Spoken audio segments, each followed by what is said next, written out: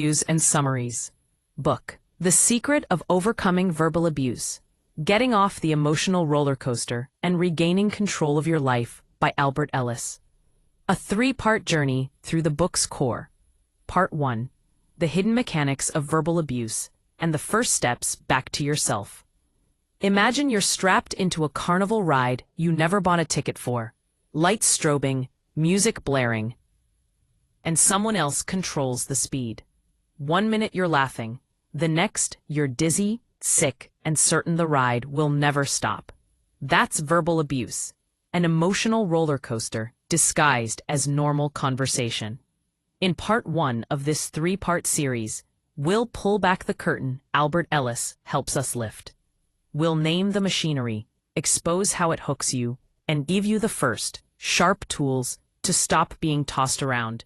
This is not a gentle overview.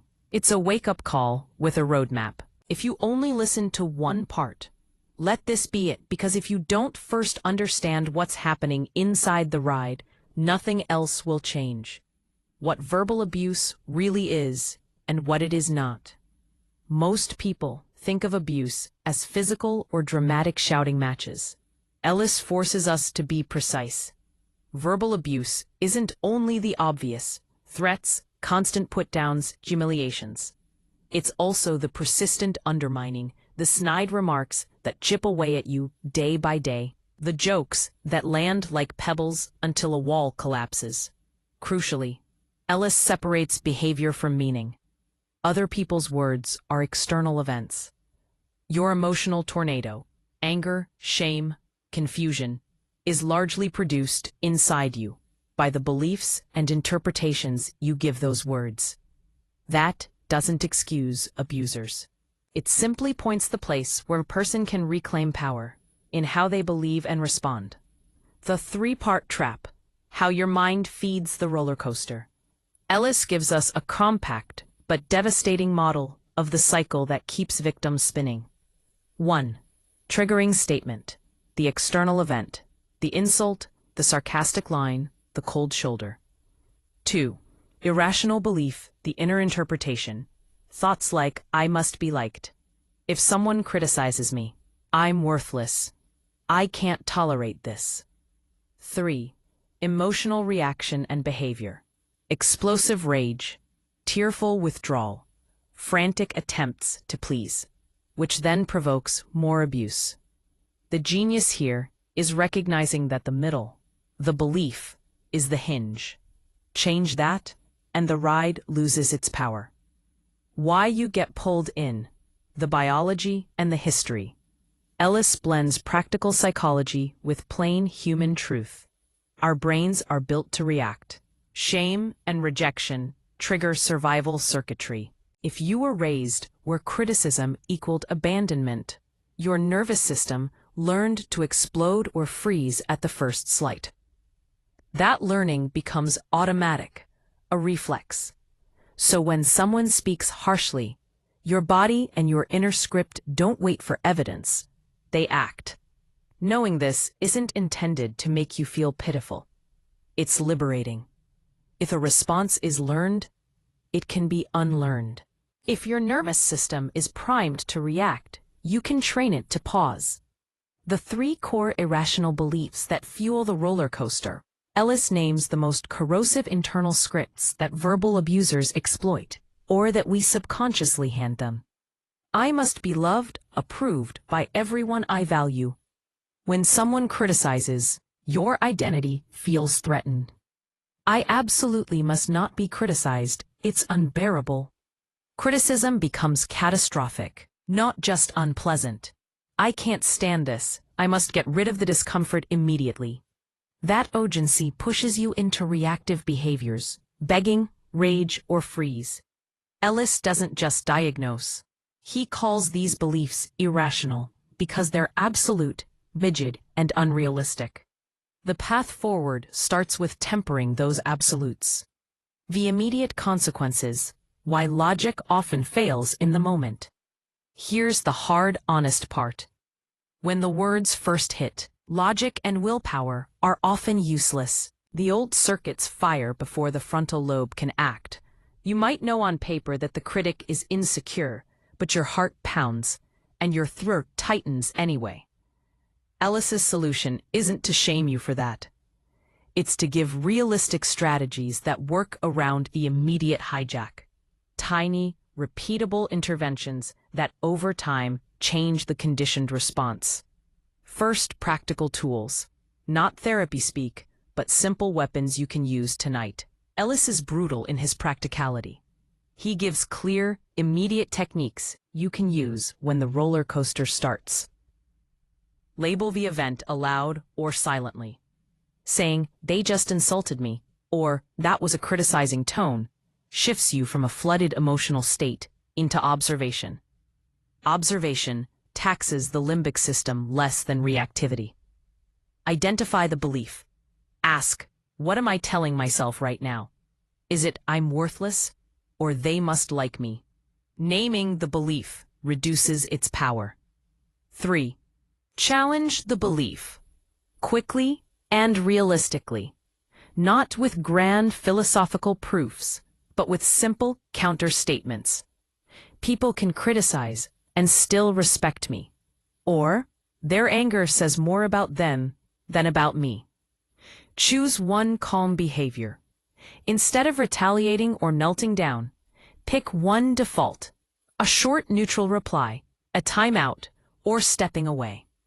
The first action after a trigger sets the tone for the rest of the interaction. Practice the emotional timeout. Leave the scene if possible. If not, create a 5-breath pause. Repeated pauses train the nervous system to interrupt the reflex.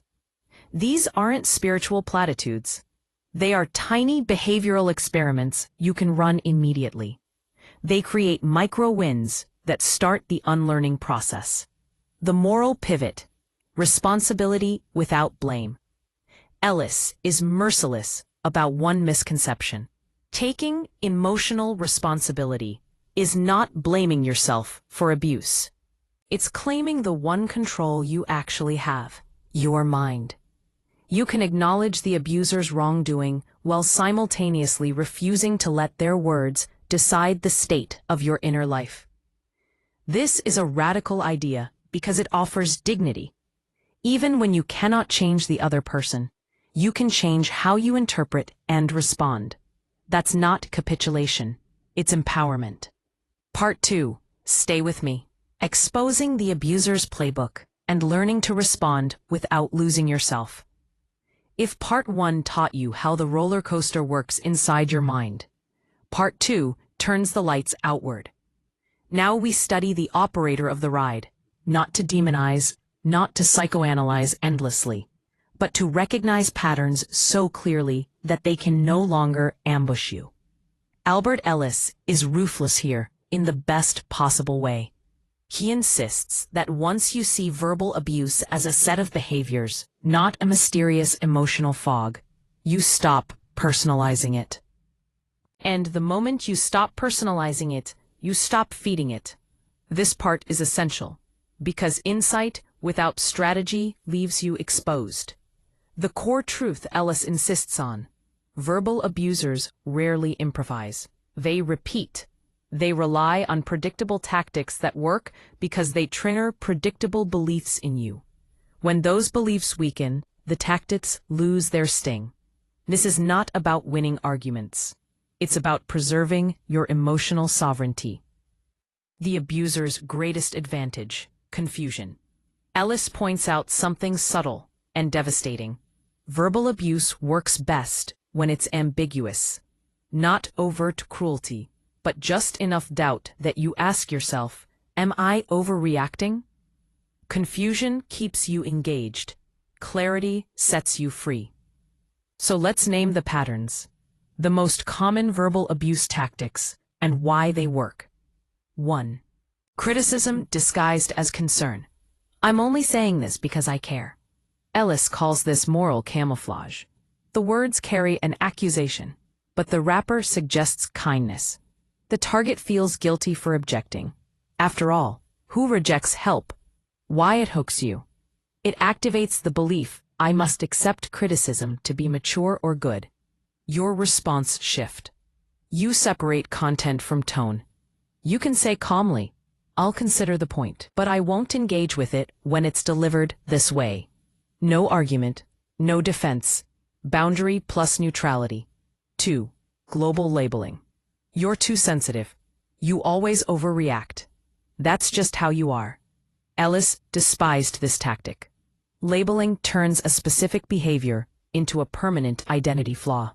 Why it hooks you. You start defending your entire character instead of addressing one moment. Your response shift. Refuse the label. Narrow the focus. We're talking about this situation, not who I am as a person. When you shrink the frame, the abuse loses its reach. 3. Gaslighting light, the subtle version. Not dramatic denial, but soft invalidation. "I didn't mean it like that. You misunderstood. You're reading too much into it." Why it hooks you. You distrust your perception and seek reassurance from the very person destabilizing you. Your response shift. Anchor in your experience, not their intent. Intent aside, that's how it landed for me. Ellis emphasizes this. You do not need permission to feel what you feel. 4. Provocation and escalation. A jab followed by silence, or sarcasm designed to spark a reaction. Why it hooks you. Your emotional explosion becomes proof that you are the problem. Your response shift. Delay, calm, minimalism. Ellis strongly recommends what he calls low emotional reinforcement. Short, neutral replies that don't reward provocation. Silence, when chosen deliberately, is not weakness. It's strategy. 5. Conditional approval. You'd be fine if you just listened to me. When you're calm, we can talk. Approval is dangled like a prize. Why it hooks you. It activates the belief, I must earn acceptance. Your response shift. Withdraw from the bargain. I'm open to talking when we're both respectful. Notice the shift. Mutual respect, not self-erasure. Ellis's golden rule. Stop debating reality with someone committed to distortion. One of the most freeing insights in this book is this. You cannot reason someone out of abusing you.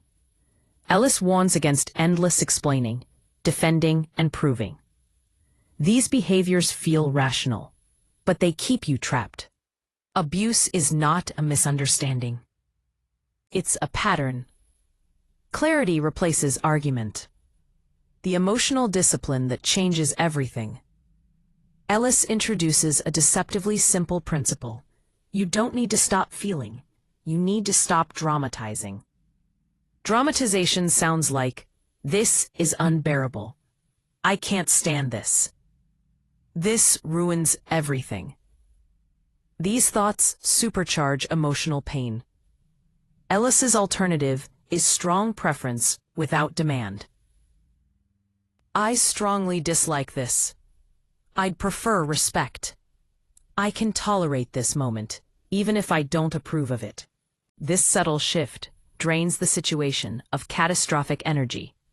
Perfect, in parentheses, proper, responsive, in parentheses. Use scripts like, I don't accept being spoken to that way. Let's pause this conversation. I'm not discussing this under criticism.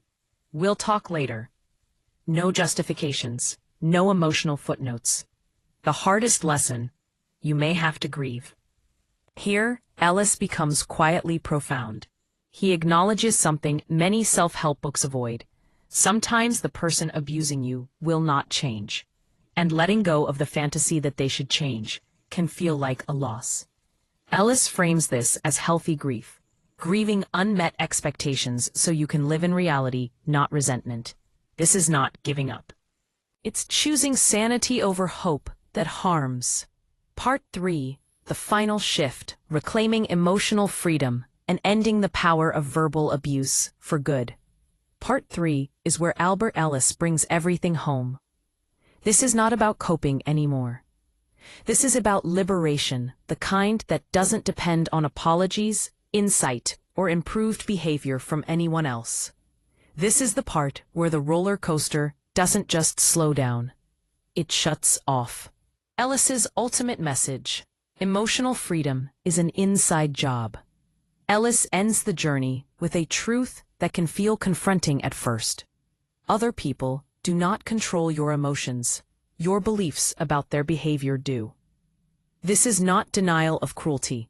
It's a declaration of independence. As long as your peace depends on someone speaking kindly, changing, or understanding you, you are emotionally hostage. Freedom begins the moment your self-worth stops negotiating with other people's mouths. The deep work: replacing irrational beliefs with resilient ones. Ellis doesn't ask you to become passive or indifferent. He asks you to become philosophically strong. Here are the core belief upgrades that end verbal abuse's grip. 1. From "I must be approved" to "I want approval, but I don't need it." You can desire respect without demanding it. When approval becomes a preference rather than a necessity, criticism loses its existential threat. 2. From "this is unbearable" to "this is uncomfortable but survivable." Ellis insists that emotional pain intensifies when we catastrophize. Tolerating discomfort weakens the emotional charge. 3. From "they shouldn't be this way" to "I don't like it, but humans are flawed." This belief prevents chronic resentment. Reality acceptance is not moral approval. It's emotional efficiency. These beliefs are not affirmations. They are trained philosophies, strengthened through repetition and use. Why insight alone doesn't work, and what does. Ellis was famously impatient with purely intellectual insight. Understanding your childhood wounds won't stop your nervous system from firing in the heat of the moment. What works instead is practice under pressure. Rehearsing rational responses when calm. Using them imperfectly when triggered. Reviewing afterward without self-attack. Progress is measured not by perfection, but by shorter recovery time. Emotional desensitization, the quiet superpower. One of Ellis's most powerful strategies is intentional emotional exposure. Instead of avoiding criticism, you gradually learn to face it without dramatization. This might look like allowing mild criticism without rebuttal, letting silence hang without filling it, practicing disagreement without apology. Each exposure teaches your nervous system, "I survived, nothing terrible happened." Over time, verbal abuse loses its emotional leverage. The crucial boundary Ellis insists on. Ellis is crystal clear about one thing: emotional strength does not require staying in abusive environments. If someone repeatedly violates your boundaries, emotional freedom may require distance, psychological, conversational, or physical. The difference now? You're not leaving in panic or resentment. You're choosing clarity over chaos. When the abuse stops working, here's the paradox Ellis highlights. When you stop reacting emotionally, one of three things happens. 1. The abuser escalates, a last attempt at control. 2. The abuser disengages, the reward is gone. 3. The dynamic changes, rare but possible.